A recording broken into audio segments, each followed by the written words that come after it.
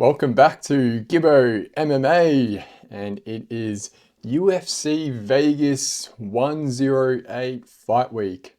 108.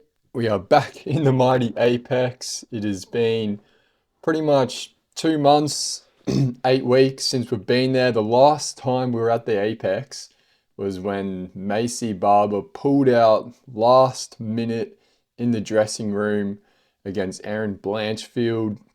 So Gamrot versus Klein ended up being the main event for that fight. So we are finally back. And I got to say, they definitely put on a very apexy type of card. And we've got Tatsuro Taira takes on Hyun Yong Park, probably butcher that, Hun Song Park. And this fight was originally supposed to be Tatsuro Taira versus Amir Albazi, but Albazi had to withdraw due to medical reasons. He's had quite a few cancelled fights now, Amir, but I think he's just been super unlucky. So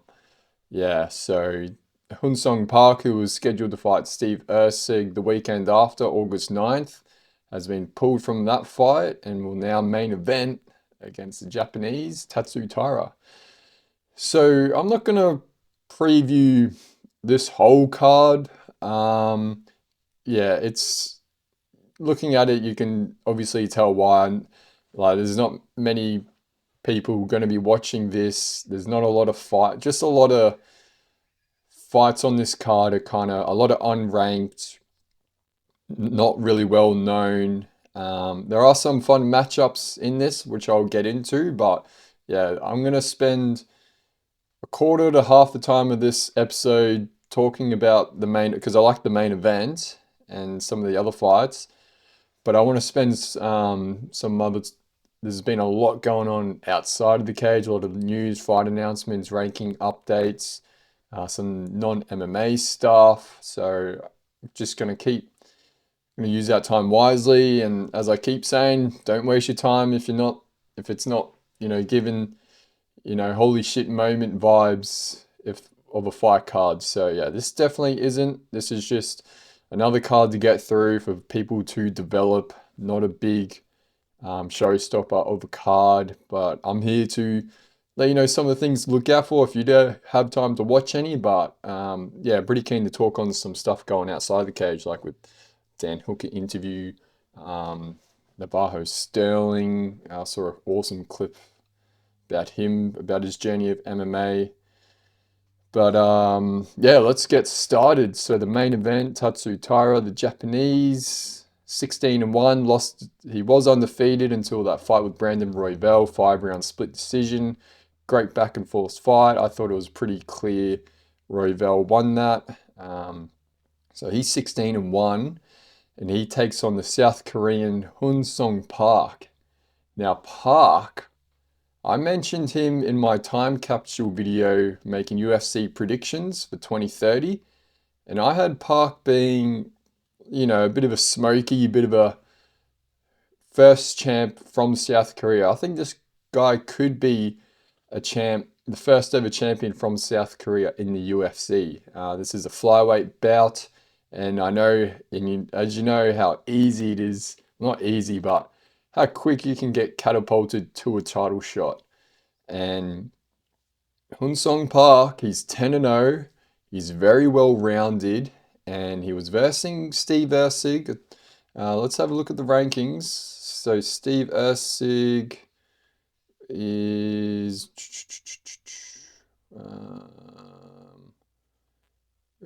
ranked 10. So he was versing a ranked 10 opponent, and Park is unranked. So now he's been shifted into versing Taira, who's now ranked 6. So if he gets a win here against Tatsuro Taira, he's one more fight away from a title shot. All he has to do is fight another top 5 guy, and then he'll get a title shot, and probably could verse the winner of Justin Van and Pantoja. He could be versing the winner of one of those guys if he can get another fight in against maybe Amir Albazi or a Brandon Royval or something. So I said he could be South Korea's first Korean champion South Korea's first UFC champion. And this right here is worked in my favor with Amir Balzi moving out. Unfortunately, of course, I wouldn't call him a pull-out merchant. MMA, you get so many injuries, health issues, it happens, and some people just get super unlucky in their career, like Amir Albazi, because he is a very good flyweight, and yeah, but it's worked in favor of Park, and it's working in favor for my prediction of him being the first South Korean champion. And yeah, this main event, as I dived more into it and looked at both guys' records, resumes, their skill sets, their past victories, I slowly started to get more into it and appreciated this main event. Apparently, I believe I saw a post. This is the first main event of two Asian fighters. Can't think of any Asian fighters' main events off the top of my head. As far as title fights, you had Zhang Wei Li and that co-main event. I forgot the name of the other Asian girl. They were both Chinese, but that was a co-main. But yeah, it's good. I thought we would have see more people from the region of Asia, the Asian countries, South Korea, Japan, and China. I thought we would.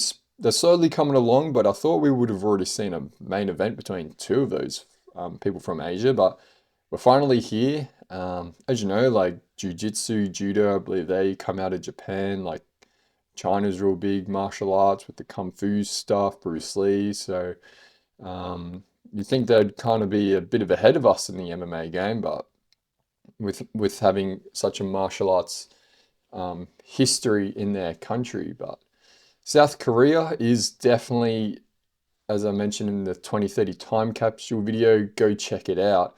I mentioned there's a lot of fighters, slowly coming from South Korea that are in the UFC, still unknown, sort of, like Hun Song Park. This main event's going to get him a bit of the spotlight, but South Korea is really coming along in the MMA scene. They're really well-rounded guys coming in, like Park. He's super well-rounded. Let's have a look at his record. He's 10-0, and he was in the Road to Series UFC, which he won a couple years ago. He's 29 years old, but he was like 26. Let's see. So yeah, 2022 was when he did the Road to UFC. So he was about 26 or so when he was in the Road to Series. But in the UFC, he's 3-0. And he's coming off a round one rear naked submission win over Carlos Hernandez, in which Tatsuro Taira fought and I believe knocked out. But yeah, Park, he's only been to a decision once in his pro career, 4 wins by KO, 5 by submission. So he does have the abilities to finish either with the power knockout or the submission. He's like, these guys coming into MMA now are just super well-rounded, have the jiu-jitsu, the wrestling, the striking, the grappling. They really come in with a great base of all the martial arts, and Park is the epitome of that. And like he finished Shannon Ross with a great liver shot, great knee to the liver, and then followed up with the body shots. And then yeah, he had a great fight with where was it? Choi, rear naked choke in the third round. Got to see a bit more of Park and his skills, being able to start off a bit slow, but then really turn it up when he wanted to, and then get the finish. But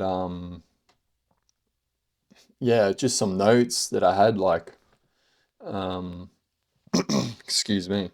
He's been active. He's already fought this year, Park. He got a win against Carlos Hernandez in May, so only a couple of months ago. So he's been active, which is good. He's activity is great. Availability is your best ability.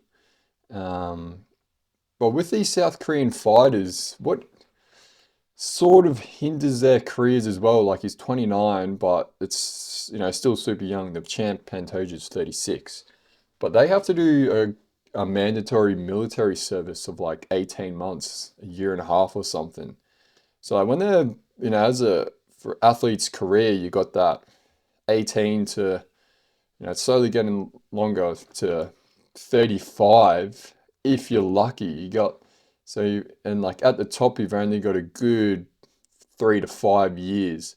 So he's 29 coming in to his prime, and he's got low fight mileage. He only has, this will be his 11th professional fight. But I think that also has to deal with sometimes, some people in MMA do tend to start a bit late.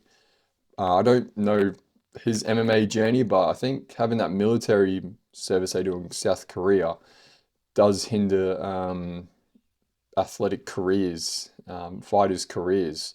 But what's happened in favor, I'm sure he obviously would have learned a lot of stuff from doing the military service with all the discipline and, strategic skills and building that in strength.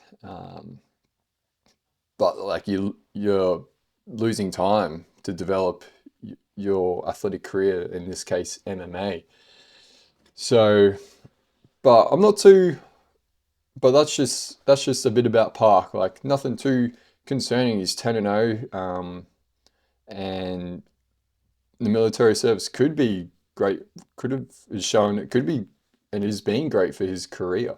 Low fight mileage, like you see guys his age that have triple or double the amount of fights. So it could be a blessing in disguise a bit there. But we'll move on to Tatsuro Taira. So he's from Japan, 16-1, was undefeated until that split decision loss to Brandon Royval. Great fight. He almost got finished in that, and came back, and all the main thing he did was just got back control. A bit of low fight IQ on Royval's behalf when he just engage in it a bit.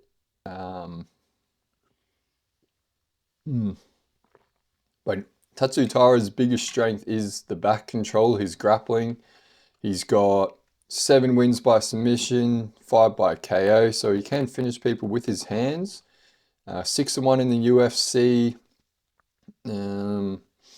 Yeah, he's been slowly building. He's got a few performance bonuses, which is good to see. Yeah, an exciting flyweight, but he's a little bit two-dimensional in this matchup, I think.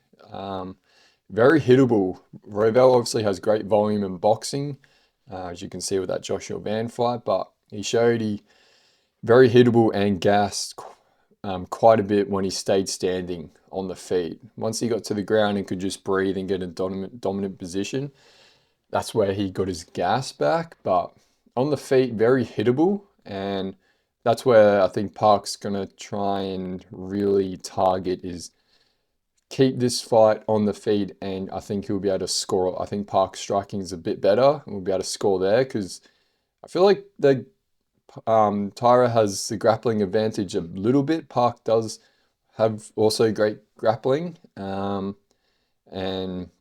it'd be interesting to see if Taira's one trying to engage the clinch and try and get a takedown, and it will be great to see how Park's takedown defense goes. But yeah, Tatsu, yeah, but what he is that super skillful at getting people's back with that anaconda, with the leg lock or the body lock on the ground on the back, and just squeezing people. And this is where his path to victory is that submission, getting him down. I don't think he'll knock out Park. I think if anything, Park could knock out Tatsuro Taira. But with their skill sets, they could very much neutralize each other, and we're going to see a 5-round fight to a decision, split decision. Who got the better of the grappling exchanges? Who got better of the striking exchanges? I think it's going to be a close fight. What is a bit of a spanner in the works is the change of opponents on short notice. So this was only about a week, just over a week ago, or barely, that this happened. So they haven't really had too much time to prepare for each other. But yeah, I don't think there's nothing crazy to plan for. I think Tatsuro Taira, from his perspective, just knows Park is really well rounded and just has to be careful on the feet, and then in the exchanges and the grappling, he's going to have to really win those. Otherwise, he's got to just burn himself out trying to get takedowns. But yeah, like my prediction for this fight, I'm leaning towards a 5 round split decision for Park. I don't think Park has gone 5 rounds. I think it's just been because this would be his first main event. Yeah, I don't think he's gone 5 rounds. So it'll be interesting to see how his gas tank holds up. But yeah, like I could see Park um, very much TKO Tatsuro Taira if he just lays it on him, say in like the third or fourth round, because that's what Brandon Royval did. Didn't get him out of there, but showed signs that Tatsuro Taira can get hurt and be just overwhelmed. So yeah, I think it's going to be a great high skill set matchup. I think it's who's going to have, if Park can neutralize Tatsuro Taira's grappling with his takedown defense, and if Park can just, I think he should keep it on the feet and just pick Taira apart, get him frustrated, and really mix it up in the striking. I think Tatsuro Taira will want to get into a grappling match. He won't want to keep it striking. And Park is, I think, the more well-rounded guy. And I think he can very much, if he can, have a good and execute the game plan with what the coaches have, and and I think they should keep it on the feet in this fight. I think he could get Tatsuro Taira out of there, but flyweights very hard to come by knockouts as you get into the higher ranked opponents. So yeah, very much could see this a bit of a grimy back and forth 5 round split decision to Park. But yeah, let me know your prediction for the main event, who you think will win. Given the info we have about this, that's my take on it. I don't think there's much else to break down in this fight. Still yet to see more of these guys and more contention on the line. Like, there's no title fight on the line for this fight. There's no number one contender spot on the line for this fight. It's really just a ranking on the line. Like, if Park can win this, he'll be then a top 15 fighter because he's versing the number 6 guy. So that's what's in favor for Park here. He was already versing a ranked opponent, but now he's even getting a higher ranked opponent. So if he can win this, he can just get catapult almost to the top 5. Now, rest of the card. So there's a couple more fights on this card that are going to be really fun fights. A lot of blood spilled, I think, and that's Chris Duncan versus Mateusz Rebecki. Both brawlers. Chris Duncan from Scotland, Rebecki from Poland. And Rebecki, he's been in some fun fights. Like, this guy, every time he fights, it's always exciting. And that's where I like to spend my time, on people who are exciting and will give us fans not waste our time and put on a great fight. He had that great split decision win over Orobai. Lost to Diego Ferreira. That was his first. So he's 4-1 in the UFC. Overall record 20-2. Just a great fun fighter. Been in plenty of brawls, and I think that's what we're going to get in this fight. Like, his opponent Chris Duncan, 13-2, 4-1 in the UFC, coming off back-to-back submission wins via guillotine. Love a gilly, so that's good. But yeah, that's going to be a fun back and forth fight. And then this is probably the last fight that I'll break down, because the rest of them just isn't giving any vibes at all. And this is Esteban Ribovic and Elvis Brenner. So Esteban really made a name for himself at UFC Noche when he had that awesome fight of the night back and forth against Daniel Zellhuber, which he won. And then he had another great fight of the night over Nasrat Haskarast, butchered that. So he's on back-to-back fight of the nights, both by split decision. He lost the last one. So yeah, he's very much an exciting fight. He just gets in there and just throws absolute bombs. Pretty good volume as well. And yeah, this fight is definitely one to tune into. Ribovic, it takes two to tango, but sometimes some guys can always make a fight exciting. A bit like Dan Hooker. Like, just if the other part is not tangoing, like, they're gonna eventually, because just the type of fighter this guy is. So yeah, Ribovic definitely one to tune in against Elvis Brenner, the Brazilian. Brenner, 3-2 in the UFC. He's coming off back-to-back losses against Orobard and Joe Alvarez. So he'll be looking to get back in the win column.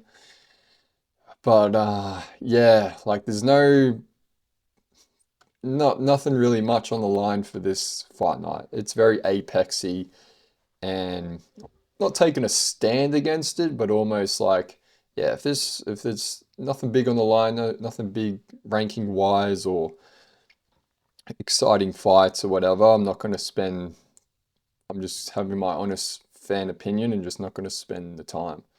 Call me a casual, whatever. But yeah, like I'm super into MMA and UFC. So like, and also other people, that follow it.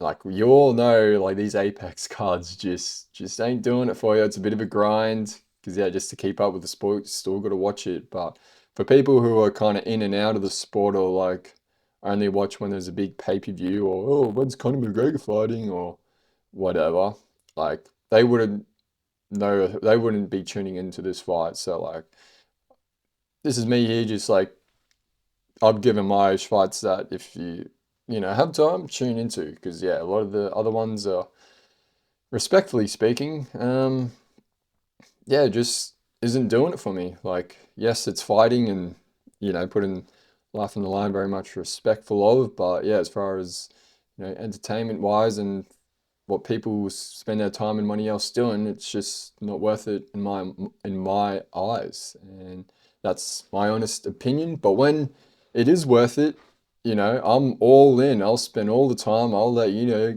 I'll let you guys know. I'll glaze it, but this doesn't deserve a glazing, really. The Hunsong Park, Tatsuro Taira, Chris Duncan, Rebecca, Brenna Ribovic. Those are pretty much those are the last three fights on the cards. I'd say start tuning in then. Otherwise, enjoy your day. Enjoy, it's on in the morning, Sunday morning in Australia, so Saturday night USA. So enjoy the first part of your morning in Australia, and in America, enjoy the first part of your Saturday night. But yeah, if you want to end it with a bang, tune in for those last three fights. But yeah, so let's get some bonuses. Oh, actually, before I do that, there was a fighter on here I wanted to mention, Austin Bashi. He was a bit of a highly touted prospect coming into the UFC, but he lost his UFC debut by decision. This kid is only 23, bantamweight. He's got 3 wins by knockout, 5 submission, 5 decision. He was a bit of a highly touted. I think he was a huge favorite in his debut and got Christian Rodriguez sort of fraud checked and won by decision. But I think he will be wanting to bounce back in this fight against John Yanas. So yeah, he's the first or second fight of the card. But he's one to probably look out for as well on the earlier fights. So bonuses. I'm guessing I was tossing between the co-main and this other fight for fight of the night. I was tossing up between the Rebecca fight or the Ribovic, but I went with Chris Duncan and Rebecca. I think that'll be fight of the night. And then bonuses, performance of the night, I think Rebovich, we get a performance of the night. I think he can knock out his opponent and get a great performance. And then, guy I mentioned before, Austin Bashi, I think he can get like a first round sub or something, and get a nice little performance bonus for a quick finish. So those are the bonuses guessed. So I've been getting at least one each time when I guess these. I think they're just fun to do. Adds more entertaining stakes to the fight. Just trying to guess those things. Um, but yeah, so in other news, stuff going outside of the cage, it's probably I find a little bit more interesting. We had some UFC Perth uh, card got announced, the main event. So we got Carlos Ulberg versus Dominic Reyes. So that's happening in Perth, in Australia, one of the most isolated cities in the world. So I'm on the East Coast, so it's about a 4 hour, 5 hour plane ride all the way over to Perth.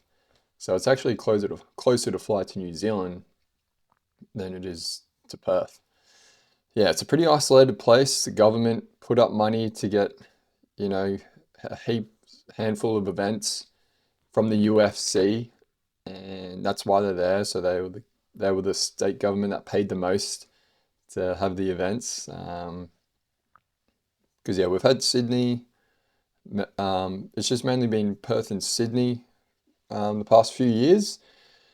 But yeah, I'm in Queensland, so Brisbane would be nice to get one. But yeah, it just comes down to what the government wants to spend their money on. So at the moment, it's just been New South Wales, state of New South Wales, and state of Western Australia. But yeah, great to see this light heavyweight main event. Carlos Ulberg takes on Dominic Reyes. Not going to break down the fight really, but it's great. This is a great fight to get a number one contender spot, or with the light heavyweight division, get a title fight. So Dominic Reyes, as you know, got that close loss to John Jones, went on a losing streak, but now he is back. Dominic Reyes is on the late surge in his career, just killing people, and I can't wait for this fight. I love this. This is just adding to his story, Dominic Reyes. And if he can go to Perth and knock out Carlos Ulberg, which would be very tough to do, this guy could get a title shot. And just story-wise, I'm kind of rooting for him because just the highs and lows. He got to fight John Jones, probably the closest guy ever to beating him. Some say he did, you know, unofficially, and then he went on that nasty streak of losses, nasty spinning knockout by Yuri Prohaska, and just never really been the same. And now he's gone on a streak of wins, and now he's fighting the number 3 guy. So very happy for Dominic Reyes back, you know, in the spotlight with the UFC and getting a main event in Perth, which will be sold out. So congratulations to him. So UFC Perth, looking great. Who else we got? Kobe Thickness, who trains with Volk. He's on the card. He fought Ilya Topori's brother on short notice at the Sydney card early this year with DDP and Strickland cards. So he made his debut. I watched his MMA pro debut here on the Gold Coast, and it's pretty cool. And that was back in like 2020 or something, 2019. So yeah, it's pretty cool to now see Kobe in the UFC. Has had an unlucky run of injuries, but yeah, great bantamweight fighter, great submission threats. So yeah, he gets a second go at it at UFC Perth. Another fighter, Navajo Sterling versus the Oscar-winning actor Rodolfo Bellato.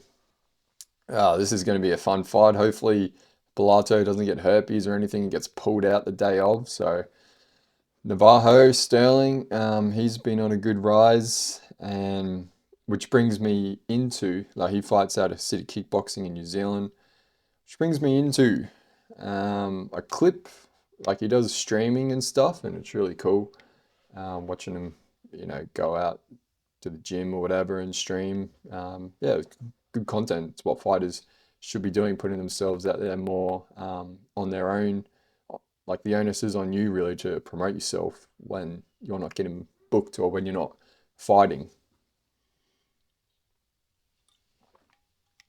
But I saw this clip of Navarro Sterling just talking about sort of it took 8 years of no, it was 8 years of nothing in his MMA journey, just 8 years of grind and 8 years of barely making any money from it, and just yeah, just nothing, not seeing the rewards. I guess like obviously you'd be seeing rewards and getting better, but as far as not in the UFC yet, and um, like he was just saying like if it takes you if you need convincing to do MMA or want to be a UFC fighter, then you shouldn't be a UFC fighter. You shouldn't do MMA to be a professional. Like if you need convincing to do it, don't take that route as a career because yeah, just listening to him and having done it a bit myself a little bit, like yeah, like if you got other options in life to make a buck, have a career in other things, and you have strengths elsewhere, do that because MMA, man, like it is so unforgiving. And like you said, 8 years of nothing, and now he's finally starting to see something. But again, like the pay for MMA is still very low. Apparently, Usyk got paid 130 million. I don't really believe those numbers because yeah, if you did, like you wouldn't be fighting for the rest of your life. But yeah, MMA, you're only seeing fighters just now retire with something decent to retire off of. But people point to Conor McGregor, but he's a one percenter. Um, he's the only one that did the big crossover and fight Floyd. Like he's the only one to ever do that, and that's I think the second or the highest pay-per-view event in history. And but that's the 1%. Um, and he had like 8 straight $1 million pay-per-view events or something. So, but for the rest of the roster, like it's very hard to make a retirement living if you're only getting 20 and 20, 50 and 50, and then 100 and 100, but you're only fighting max twice a year. Some of these guys, some only can fight once a year, twice a year. You want to be fighting 3 times a year, but there's just so many injuries in this sport. So if you're watching and listening to this, yeah, 8 years of nothing. And if you need convincing to do this sport, don't do it. Because yeah, it's very much back against the wall. Not many other options. Obviously, the love for it, but yeah, it's probably one of the most brutal things on your body and longevity. A lot of sacrifice to do this sport, and yeah, if you need convincing at all, and like if you have other options, definitely do that. Because yeah, MMA. That's why I put so much respect and why they get all the spotlight, and which brings me into like the idea of being an MMA fighter, a UFC fighter is great. The idea of it, because what you see looks awesome. The attention, the fame, the money, I guess. But I just kind of said, you don't get much. But the idea of, getting that awesome knockout, getting up on the cage and celebrating with the fans is great, awesome. But that's for 1 or 2 nights a year, or you might only get that once in your whole career. So the idea of it is great, but really the daily grind of these MMA fighters, like I don't know much because I don't do MMA, but obviously outside looking into it and not and looking from a different perspective, like even I'm like can just see like the lifestyle and daily grind and the worry of an MMA fighter just ain't it. So like the idea of it is great, but the reality of it, not so much. So that's why, like, yeah, if you're doing this, you're built different. Very much respect to you. But yeah, if you need convincing to do MMA, like, good for doing it for fitness, learning skill sets. I very much recommend do that. But yeah, to be a professional fighter, yeah, you shouldn't need convincing. Like, yeah, you got to go all in. But yeah, that was just something from Navajo Sterling, which I thought was pretty cool to mention. All right, let's do a quick rankings update. We had some rankings shifts. Started with the bantamweight division, some news circling around O'Malley and the Nurmagomedov now ranked equal one, tied first. Doesn't make sense. Ayman Zahabi is now a top 10 flyweight. Vinicius Oliveira, coming off a win, is now ranked 12.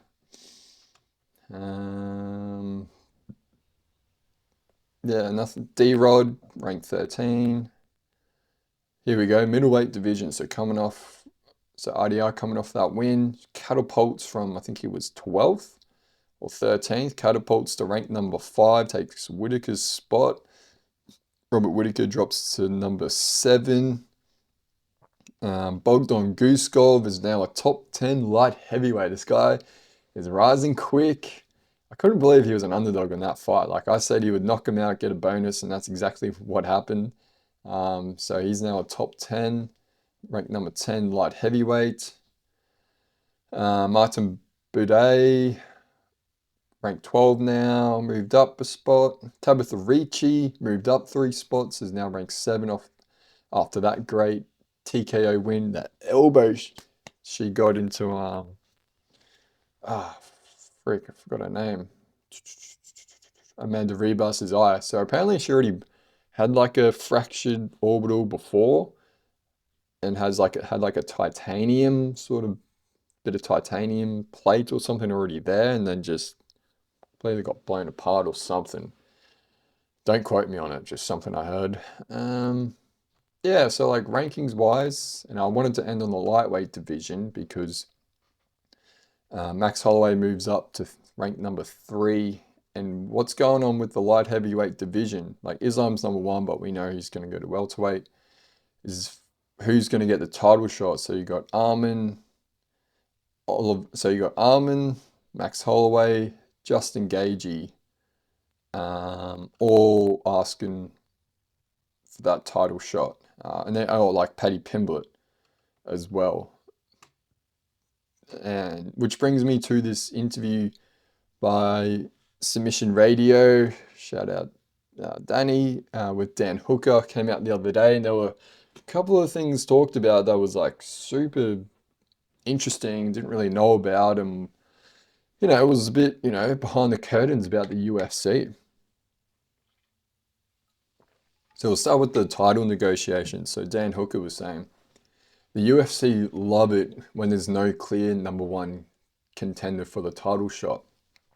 So right now for the lightweight division, it's favoring the UFC when it comes to negotiations for the title fight, because you got Justin Gaethje, Max Holloway, and Arman Tsarukyan.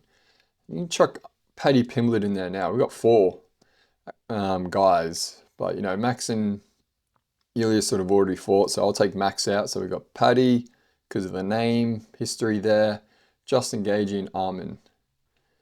So when they go to negotiate, just going off Dan Hooker, like now they've got 3 guys that are kind of like if they get a title shot, Paddy, but who cares? He can get a title shot. They can go there and find the best deal for them to fight Ilya. So like if they go to Paddy and we go, offer you this, and he goes no, it's like, all right, we'll go to Justin. Offer him this, he goes no, all right. Obviously there might be lowballing a bit. Go to Arman and he goes, yeah, fuck it, I got money. I'll take the lower price. And they go, all right, Arman, it's going to cost us less, blah, blah, blah. So much economics and business that I don't know, but that goes into these. But they can go bang, all right, and they can go back to these 2 guys who they might want to maybe fight for the title more, but for a business sense, Arman's going to take less. When they go back to these guys, well, if you don't take this, you're not getting it because someone else is going to get it then, and then that can bring their prices down.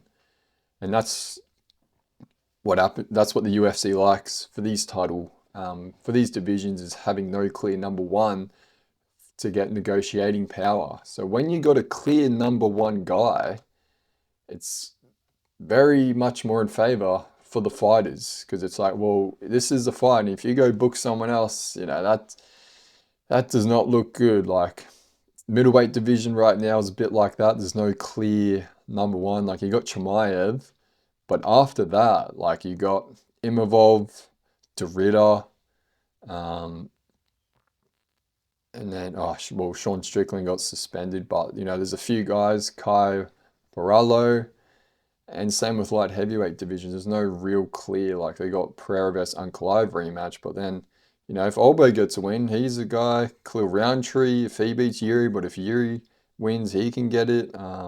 Dominic Reyes, if he wins, they've got options for these. And yeah, when there's a clear number one contender, it's very much not in favor for the UFC.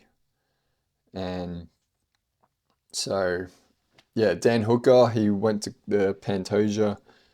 Well, this was UFC 317, Taporia. So Kai Kara France's teammate was fighting against Pantoja, and Dan Hooker didn't show up to some 7:30 a.m. fighter ambassador thing, I don't know. And then they cancelled his tickets to the event because he didn't show up. But he was saying he only just got in, you jet lagged, and like, yeah, he's like, he would have been getting up at like 3 a.m. his time, body clock wise, from jet lag, and he'd only kind of just arrived. He's like, I ain't doing that. Like, and because he didn't, they cut his tickets. And yeah, he was just going like how disrespected he felt.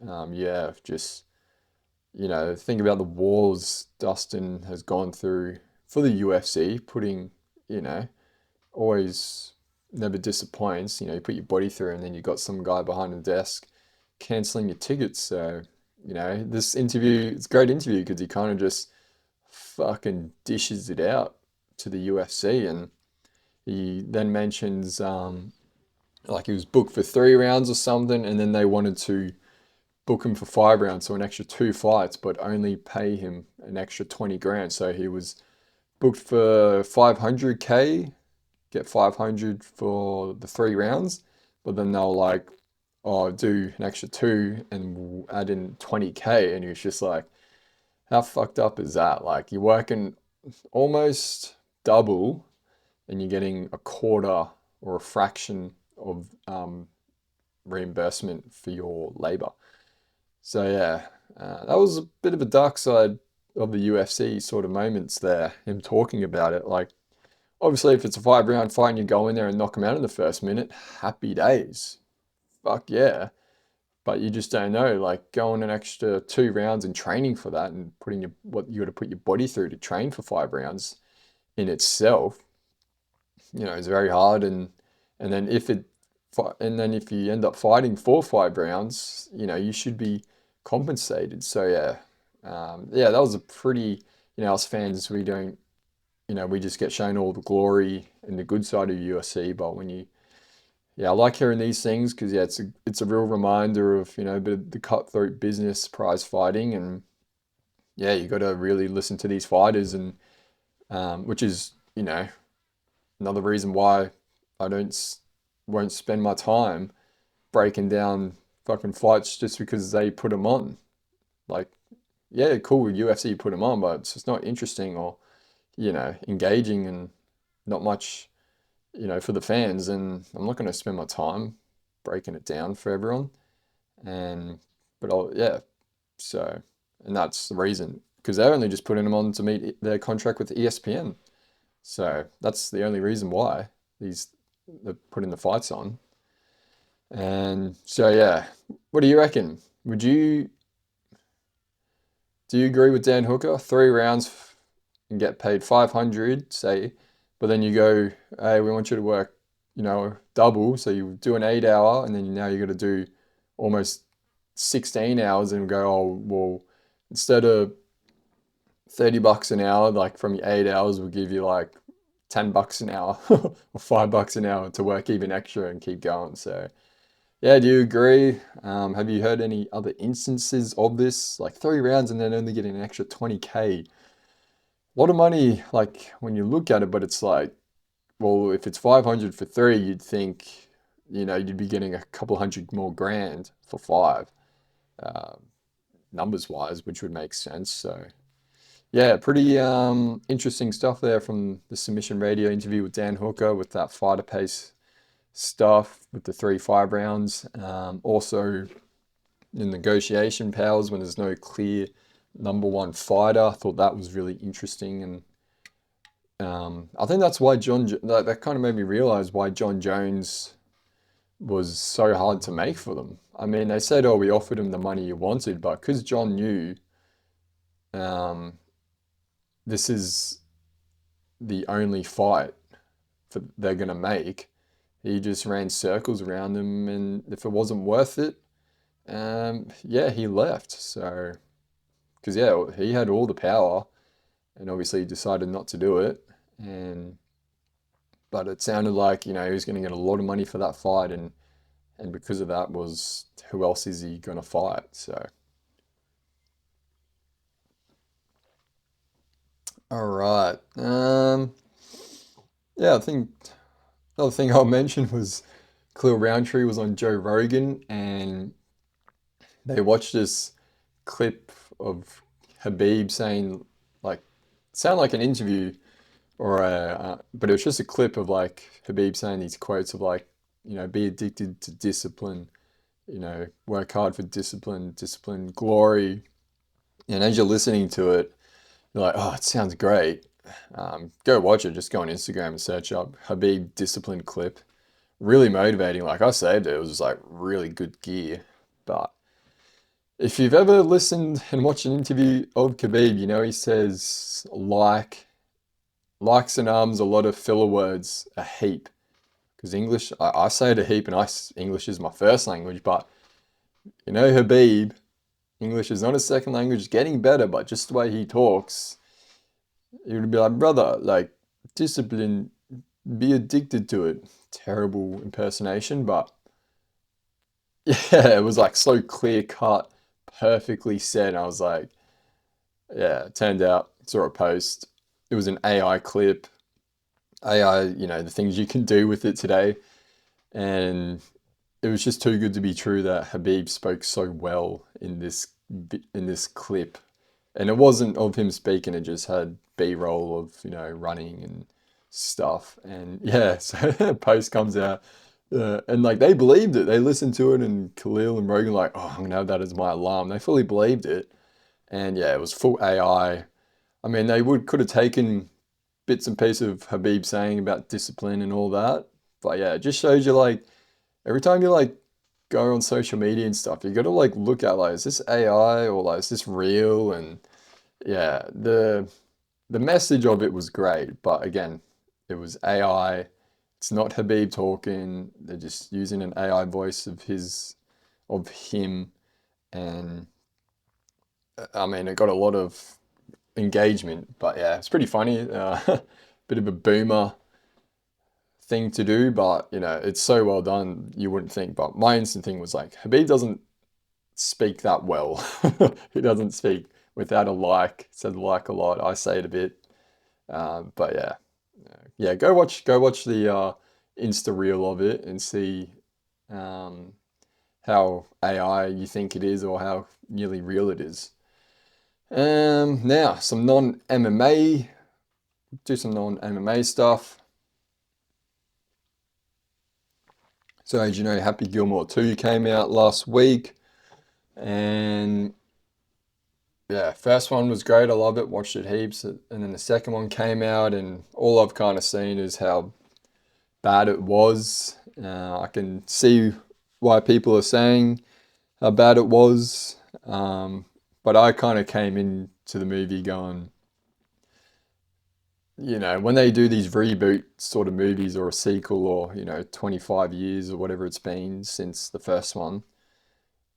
I didn't have high expectations. I'm just like, we're gonna have fun here, and you know, it's not gonna rock me off my socks. And yeah, like I liked it, but yeah, as far as like comparing to the first one, your first one, you go 8, 9 out of 10, and then you give this like a 6, um, just because of. like my watching the film and like when it finished, I might have some oh shit spoilers here, but it was pretty much just 90 minutes of product placements, cameos, and cutting back to the first movie to go, oh yeah, this is the guy who yelled out at Happy Gilmore, and oh yeah, this is the guy who taught him golf. Like, yeah, just going back, oh, this is his wife. Um, oh, this is his caddy, the kid who's now older, playing golf professionally. So yeah, but I noticed with this film, it was very much a lot of product placement. Like if you go back and now, like if you watch movies now here on out, really look for how, these big Hollywood type of movies use product placements to pay for their budget. Like during the movie, like every 5 to 10 minutes was like, fuck, oh, there's a alcohol brand, Jack Daniels, boom. And I felt like they almost made the movie to go, how can we get this advertisement in? How can we make this scene to get this advertisement in? Like there's a scene where the cart or something, crashes into a vending machine. It's like big Coca-Cola vending machine. I was just like, they literally just wrote that script. I feel like they just wrote scripts to go, how can we get this product placed into the movie? And it wasn't necessarily about, let's just write about the movie and the journey of it and everything. It was almost like 90 minutes of just advertisement with a bit of funniness around it. And and then the cameos, so many cameos, like Travis Kelce. He was like, they were great. All the golfers that were in it, Phil McElroy, or not Phil McElroy. I've just had a mind blank of what this freaking name is. Rory McIlroy, fucking hell. Yeah, Rory, Scheffel, Brooks Koepka. I found it weird because it took a bit of the Live versus PGA thing, but then I was like, then they had like PGA and Live guys in it, and it was with like Brooks Koepka and Rory McIlroy, and I was like, yeah, it was a bit weird, but the yeah, the cameos were great, but there was just so many. Um, it was almost like a Saturday Night Live sort of like script sketch, and they're just getting all these funny cameos in, or like Dave Chappelle show. So like it was just a fun movie, but yeah, like too much too much product placement. There's like John Daly in there with his, whatever energy alcohol drink he's trying to push. Just a lot of pushing of products, and yeah, I felt like the whole movie was just centered around cameos and product placements. Other than that, fun movie. I felt like they wrapped and joined the first and second one all together to kind of get a ending to it all. But first 2 minutes of the movie is a bit disappointing how they went with it. Won't spoil it. But yeah, I didn't go in with high expectations. I was just like, oh, let's just have fun. Like it's gonna be hard. You're never gonna top the first one. But yeah, as far as like people just absolutely bashing on it, I was like, I think you got too high of expectations. Like it was on Netflix, and yeah, you got to understand like when you make such a gem original like the first one, you're never gonna top it, and just enjoy the ride. So yeah, and then yeah, this weekend, other than MMA, you got British and Irish Lions versus Wallabies Game 3. Talked about that last week. British and Irish Lions won, controversial. Game 2, so they won the series, but Game 3's in Sydney. Would have been great if it was a decider. Sold out at Allianz Stadium. I think that holds like 50,000 or something. And then my team, Gold Coast Titans. You can see the flag up there. They versus Penrith Panthers. We're second off the bottom of the ladder, so we're just fighting not to get the wooden spoon. They versus the 4-time in a row premiership winners, Penrith at home. But yeah, bit of rugby on this weekend, heading into the home stretch of the season of the NRL. But yeah, that's Vegas 108 and, sort of around the grounds news. But yeah, very much looking Tatsuro Taira, Hyun Song Park. I got Park winning this. And yeah, let me know what else you want to see from me as far as content wise.